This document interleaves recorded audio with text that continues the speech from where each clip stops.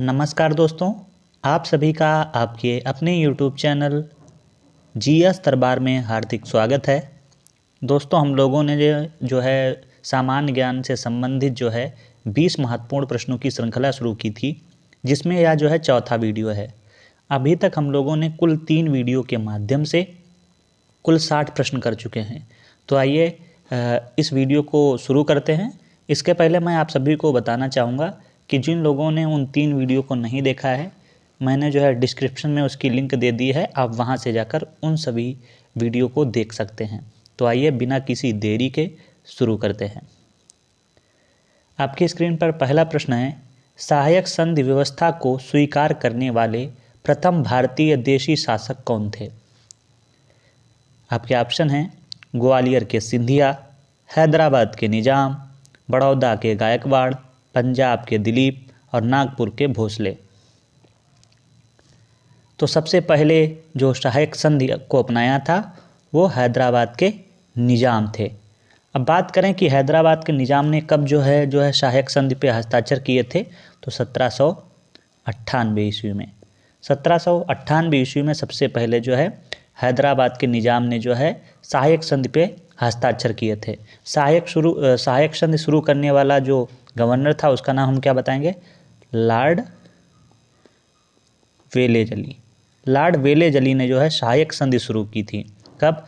1798 की तरफ। और सबसे पहले जो है हैदराबाद के निजाम ने इसको अपनाया था। इसके अलावा फिर 1799 बात करें तो 1799 में मैसूर और तंजानिया या तंजौर कह सकते हो, तंजौर, इन्होंने जो है अपनाया था। 1801 की बात करेंगे तो इस समय अवध और पेशवा इन लोगों ने अपनाया था। और सबसे लास्ट में 1804 ईस्वी में सिंधिया लोगों ने अपनाया था। तो इतने पॉइंट आपको याद रखने हैं। सबसे पहले बात करेंगे, सबसे पहले किसने अपनाया था? हैदराबाद के निजाम ने। कब? 1798 में। किसने सहायक संधि शुरू की थी? लॉर्ड वेलेजली ने। अगर पूछ रहा सबसे अंत में किसने अपनाया था? सिंधिया ने। और कभी कभी क्या होता है कि इनका क्रम दे देते हैं, एक तरफ जो है राज्य दे देंगे, एक तरफ जो है सन दे देंगे और बताएगा क्रम जो है इनका जो है सुनिश्चित कीजिए किस वर्ष सहायक संधि अपनाई थी, तो वो मैंने आपको लिखवा दिए हैं। आइए आगे बढ़ते हैं, अगला प्रश्न देखते हैं। अगला प्रश्न है, निम्नलिखित में से कौन सा युग्म सुनिश्चित नहीं है? एक तरफ जो है गवर्नर दिए हैं और उनके कार्यकाल में जो युद्ध हुए हैं उनको दिखाया गया है। तो पहला है हेक्टर मुनरो, बक्सर का युद्ध, सही है। इसके अलावा लॉर्ड हेस्टिंग्स, आंग्ल नेपाल युद्ध, ये भी सही है। लॉर्ड वेलेजली, चतुर्थ आंग्ल मैसूर युद्ध, ये भी सही है। उसके बाद लॉर्ड कॉर्नवालिस, तृतीय आंग्ल मराठा युद्ध, तो ये जो है गलत हो जाएगा। क्यों? क्योंकि तृतीय आंग्ल मराठा युद्ध के समय जो गवर्नर था वो बताइए कौन था? हाँ, तो उस समय जो है गवर्नर था लॉर्ड हेस्टिंग्स। उस समय लॉर्ड हेस्टिंग्स जो है गवर्नर था। अगर हम इनके युद्ध की बात कर लेते हैं, किस वर्ष कौन सा युद्ध हुआ था, तो आप सभी पता है बक्सर का युद्ध कब हुआ था? तो बक्सर का युद्ध 1764 ईस्वी में। इसके अलावा आंग्ल नेपाल युद्ध ये 1814 से 1816 तक चला था और इसमें फिर एक जो है सुगौली की संधि होती है, उसके माध्यम से युद्ध समाप्त होता है। इसके बाद में चतुर्थ आंग्ल मैसूर युद्ध, ये तो आप सभी पता है कब हुआ था? 1799 में। और इसमें टीपू मारा गया था और इस प्रकार से जो है 1799 में ही मैसूर ने जो है सहायक संधि मान ली थी। और कौन लाया था? Lord Wellesley. और लॉर्ड हेस्टिंग्स, ये तृतीय जो आंग्ल मराठा युद्ध हुआ है, ये समझो कह सकते हो मराठों का अंतिम युद्ध था 1817 से 1819। इस तरीके से ये युद्ध समाप्त हो जाता है। तो इसमें सुनिश्चित कौन नहीं था? Lord Cornwallis. बल्कि लॉर्ड कॉर्नवालिस नहीं थे, कौन था? लॉर्ड हेस्टिंग्स था। आइए आगे बढ़ते हैं। अगला है कि निम्नलिखित एक तरफ सूची दी है, दूसरी तरफ सूची का मिलान करना है। पहला दिया है Lord Dalhousie, Lord William Bentinck, Lord Curzon और लॉर्ड कर्जन। तो लॉर्ड कर्जन से शुरू करते हैं। आप सभी को पता है लॉर्ड कर्जन ने जो है बंगाल विभाजन किया था, तो चौथे का सी हो गया। इसके बाद में अगर हम बात करें लॉर्ड रिपन, तो रिपन ने स्वायत्त शासन स्थापित किया था। लॉर्ड विलियम बेंटिंग ने जो है सती प्रथा निषेध की थी और लॉर्ड डलहौजी ने व्यक्तिगत का सिद्धांत अपनाया था। तो ए का डी जो है 2 में है, तो इन 2 में से सही होगा। इसके बाद में बी वाले का ऑप्शन क्या है, बी का ए, तो इसमें कौन सा सही जवाब हो जाएगा, ऑप्शन ए देखिए आप, ऑप्शन ए इसका बिल्कुल सही जवाब है। आइए आगे बढ़ते हैं, अगला देखते हैं। अगला है वर्ष 1938 के भारतीय राष्ट्रीय कांग्रेस के हरिपुरा अधिवेशन की अध्यक्षता किसने की थी। बहुत ही प्रसिद्ध यह अधिवेशन था। तो बताइए, अब्दुल कलाम आज़ाद, डॉक्टर राजेंद्र प्रसाद, जे.बी. कृपलानी या सुभाष चंद्र बोस। तो इसका सही जवाब क्या हो जाएगा, सुभाष चंद्र बोस थे। और ये कब हुआ था, 1938 में। इसी अधिवेशन में क्या किया गया था, एक समिति का गठन किया गया था, कौन सी, राष्ट्रीय नियोजन समिति।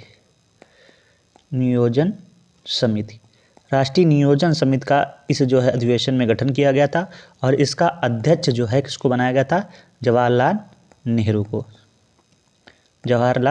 नेहरू को इस समिति का अध्यक्ष बनाया गया था।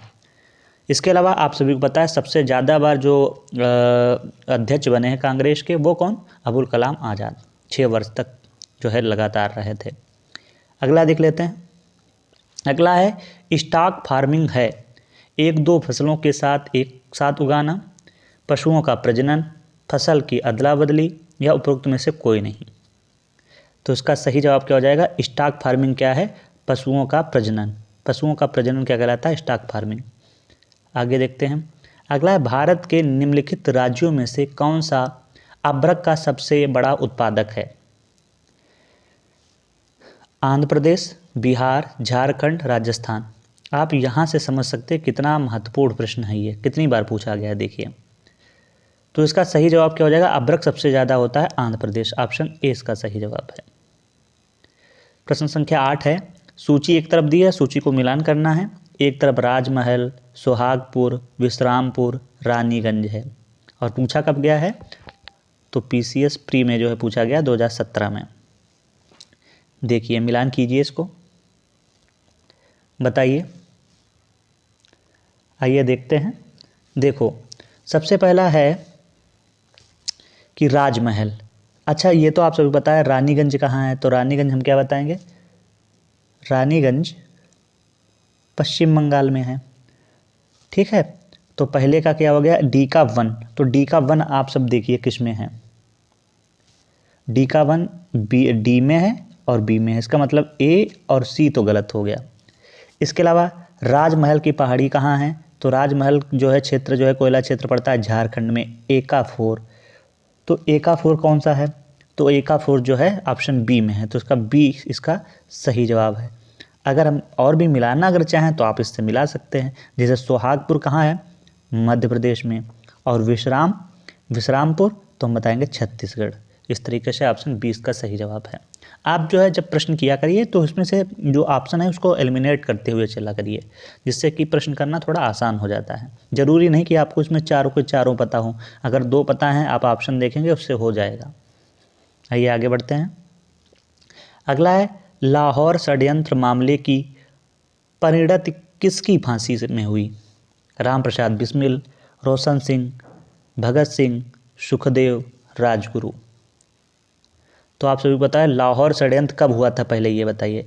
तो लाहौर षड्यंत्र की घटना 1928 ईस्वी में हुई थी, और इसमें भगत सिंह, सुखदेव और राजगुरु इनको फांसी इस मामले में दी गई थी। तो तीसरा, चौथा, पांचवा ऑप्शन डी इसका सही जवाब होगा। अगर हम बात कर लें कि इनको फांसी कब दी गई थी, तो इन तीनों को फांसी दी गई थी 1930 में। फांसी की सज़ा जो है 1930 में दी गई थी, और बाकी फांसी कब दी गई थी, 23 मार्च 1931 में जो है इन तीनों को फांसी दी गई थी। आइए आगे बढ़ते हैं, अगला प्रश्न देखते हैं।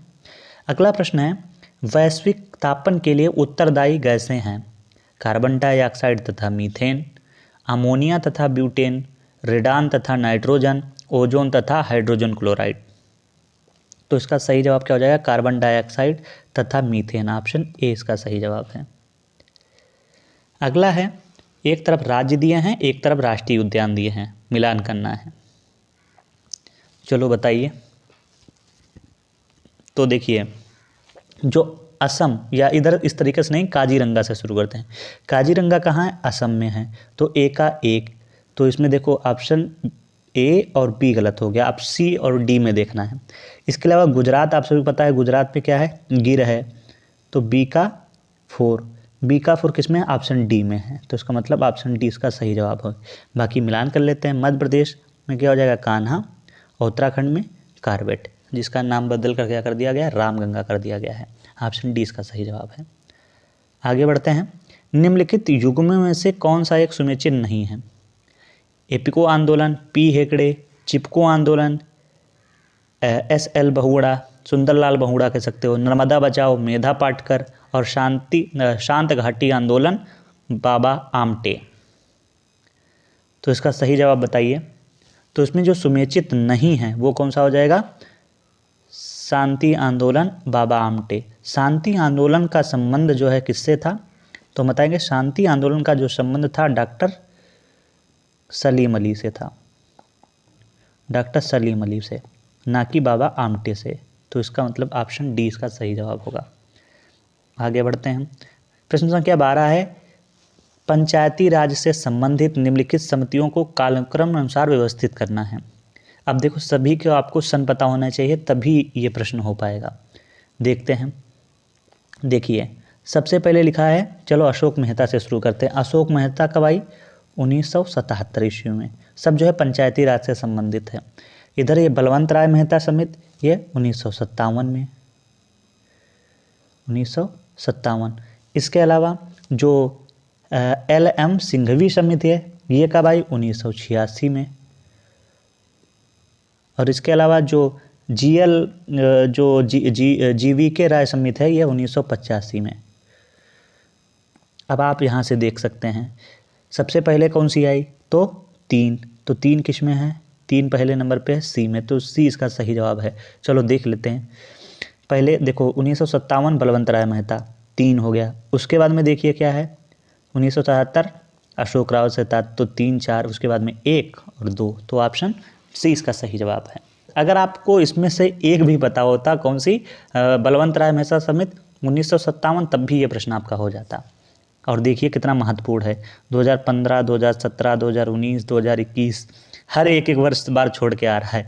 तो 22 में नहीं आया होगा, तो अब कब आने की संभावना है? 2023 या 24 में आने की पूर्ण संभावना है। अगला है, निम्न में से कौन सही सुनिश्चित नहीं है? एक तरफ जो है मौलिक अधिकार दिए हैं, एक तरफ उनके अनुच्छेद दिए हैं। बताइए। अस्पृश्यता का अंत, अनुच्छेद 17 सही है।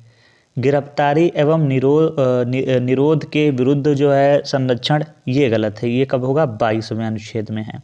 इसके अलावा धर्म की स्वतंत्रता, अनुच्छेद 25। अल्पसंख्यकों के हितों के आरक्षण, अनुच्छेद 29, ये सही है। तो इसमें जो है कौन सा सुनिश्चित नहीं है? तो ऑप्शन 20 का सही जवाब होगा। अगला है, मूल भारतीय संविधान में कितने भाग, कितने अनुच्छेद और अनुसूची थे? बताइए। 22 भाग, 395 अनुच्छेद, 8 अनुसूची। ये तो सभी पता है, नॉर्मल प्रश्न है, तो इसका सही जवाब यही होगा। आगे बढ़ते हैं। भारत ने समवर्ती सूची की संकल्पना उद्धृत की है। बताना है भारत में जो समवर्ती सूचना लाई गई है किस देश से ली गई है? USA के संविधान से, स्विट्जरलैंड के संविधान से, ऑस्ट्रेलिया के संविधान से, या USSR के संविधान से? ये भी बहुत महत्वपूर्ण है। तो भारत में जो समवर्ती सूची ली गई है वो ऑस्ट्रेलिया के संविधान से ली गई है। ऑप्शन सी इसका सही जवाब होगा। अगला है, भोपाल गैस त्रासदी निम्नलिखित में से किसके रिसाव के कारण हुई थी? Methyl isocyanate, carbon monoxide, nitric oxide, या सल्फर डाइऑक्साइड? तो इसका सही जवाब क्या हो जाएगा? इसका सही जवाब हो जाएगा मिथाइल आइसोसाइनाइट। और भोपाल गैस त्रासदी 1784 ईस्वी में हुई थी, इसको भी आपको याद रखना है। आइए आगे बढ़ते हैं। 1784 नहीं, 1984, ये 1984 याद रखना है। आगे बढ़ते हैं। अगला है, सूची 1 और सूची 2 है, इधर मिलान करना है। एक तरफ एसिटिक अम्ल, लैक्टिक अम्ल, ब्यूटेरिक अम्ल, साइट्रिक अम्ल दिए हैं, और उधर मक्खन, नींबू, सिरका, दूध दिया है। मिलान कीजिए, बताइए। तो देखिए एसिटिक अम्ल कहाँ पर किस में होता है, तो सिरका में। ए का हो गया 3, तो सी और डी तो गलत हो गए। इसके अलावा लैक्टिक अम्ल जो है दूध में पाया जाता है, तो 3, बी का जो है 4, तो अभी तो ए बी दोनों लग रहे हैं। इसके अलावा ब्यूटेरिक अम्ल मक्खन में पाया जाता है और साइट्रिक अम्ल नींबू में, तो इसका मतलब ऑप्शन बी इसका बिल्कुल सही जवाब होगा। अगला देखते हैं, नेत्रदान में दाता की आँख के किस हिस्से को प्रतिरोपित किया जाता है, कार्निया, लेंस, रेटिना, पूरी आँख। तो जो आँख का मुख्य भाग ही होता है कार्निया, वही ऑप्शन ए इसका सही जवाब है। अगला प्रश्न है, निम्नलिखित में से कौन सी विशेषताएं भारतीय अर्थव्यवस्था को विकासशील श्रेणी में दर्शाती हैं, कृषि मुख्य व्यवसाय, प्रच्छन्न बेरोजगारी, मानव पूंजी की निम्न गुणवत्ता, प्रोटीन का प्रति व्यक्ति सेवन उच्च होना। अब देखो विकासशील श्रेणी बताता है, भारत की अर्थव्यवस्था वैसे भी विकासशील है, तो उसमें कौन सी विशेषताएं, तो कृषि मुख्य व्यवसाय ये सही है, प्रच्छन्न बेरोजगारी है ये भी सही है, मानव पूंजी की निम्न गुणवत्ता ये भी सही है, प्रोटीन की प्रति व्यक्ति सेवन उच्च होना ये तो जो है विकसित अर्थव्यवस्था का भाग हो जाएगा। तो 1, 2, 3 सही हैं, तो 1, 2, 3 कहाँ है, ऑप्शन डी इसका सही जवाब है। आज का जो है अंतिम प्रश्न है कि सतत आर्थिक विकास के अभिप्राय हैं, वर्तमान पीढ़ी के विकास के साथ साथ भविष्य का आर्थिक विकास, वर्तमान पीढ़ी का केवल आर्थिक विकास, औद्योगिक विकास या कृषि विकास। तो इसका सही जवाब क्या हो जाएगा, ऑप्शन ए वर्तमान पीढ़ी के विकास के साथ साथ भविष्य का आर्थिक विकास, यही क्या है सतत आर्थिक विकास। तो दोस्तों ये वीडियो आप सभी को कैसा लगा है कमेंट बॉक्स में ज़रूर बताइए। यदि वीडियो अच्छा लगा है तो चैनल को सब्सक्राइब कर लीजिए और वीडियो को शेयर करना मत भूलिएगा। धन्यवाद।